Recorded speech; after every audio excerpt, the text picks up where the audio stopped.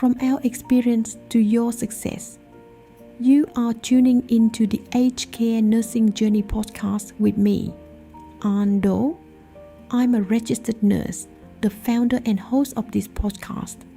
A very warm welcome if you are new to this podcast series. With over 15 years in the Australian aged care sector, I have fortunately had experience in different roles, clinical and operational governance. I have watched our profession grow, but we are now entering the most significant regulatory update of our careers.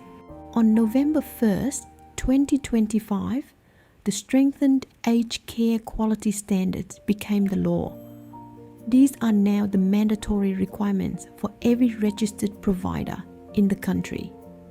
This new framework has consolidated 8 old standards into 7 outcome-focused standards. The absolute foundation of this entire system is Standard 1, the individual which we are going to unpack in this podcast episode. This standard focuses on dignity, respect, and culturally safe practices. This represents a move away from task-focused nursing. Under Standard 1, a resident's unique life story becomes the daily priority for every worker on the floor. For care staff, personal care assistants, PAC, and leisure and lifestyle officers, Standard 1 means facilitating resident choice in every interaction. Instead of following a rigid facility schedule, you're asking whether they prefer a morning walk or a shower. What clothes would they want to wear, fostering their sense of autonomy. We see this in practice when we tailor a day to a resident's history. For example, if a resident has a lifelong passion for gardening, leisure and lifestyle staff arrange assisted session in the facility garden, ensuring they feel valued rather than just managed. Catering staff carry this very same responsibility. They must consult residents on meal preferences and personal portions, allowing the dining experience to support a resident's independence. Cultural safety is a specific mandate under the new standards. This means incorporating traditional meals or observing customs like National Aborigines and Islanders Day Observance Committee Week to ensure every resident feel culturally included. These daily services are now tools for empowerment. When routines are built around a person, residents remain active participants in their own lives. Enrolled nurses, registered nurses, and clinical staff, Standard 1 introduces the dignity of risk. This acknowledges that residents have a legal right to make choices that involve personal risk, such as choosing to walk unassisted. As seen here, clinical staff provide subtle supervision rather than total intervention.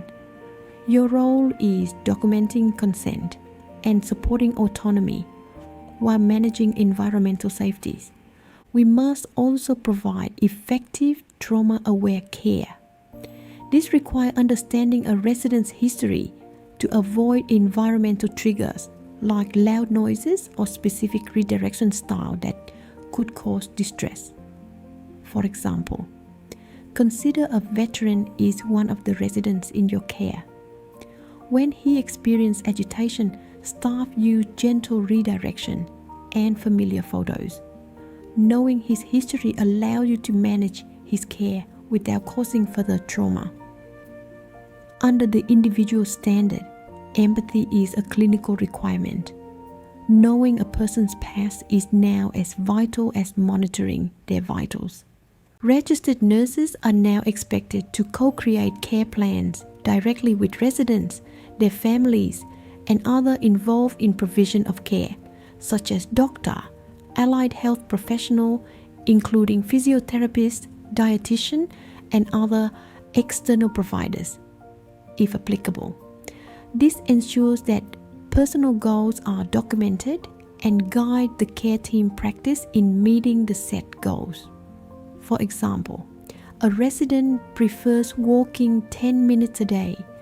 This should be captured and support strategies as well as step-by-step interventions built into the clinical record to guide staff in assisting the resident to achieve their goals. Clinical care manager and general managers are responsible for embedding these principles into organizational governance.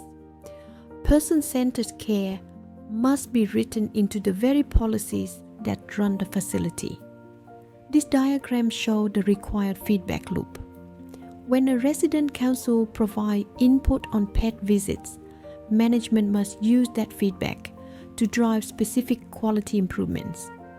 To prove conformance, provider must maintain documented audits, ensuring facility policies are followed during daily shifts.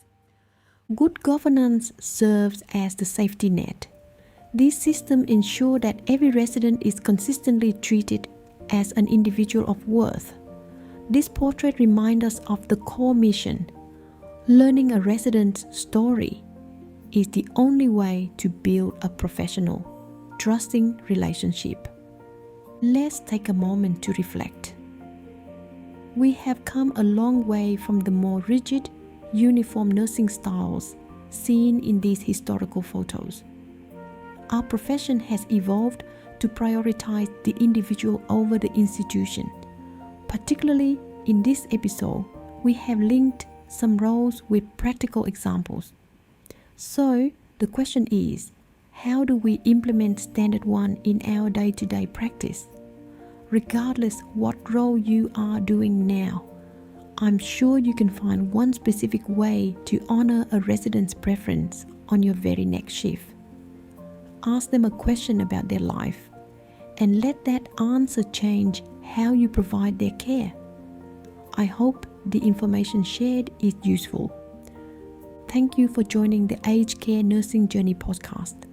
From our experience to your success. I am Anh Do, my team, and I look forward to welcoming you back to the next episode. Episode 10, we will shift our focus to Standard 2, the organization, to see how leadership supports these efforts. Making empathy an operational requirement ensures both provider, compliance, and the best possible quality of life for our residents. Take care and goodbye for now.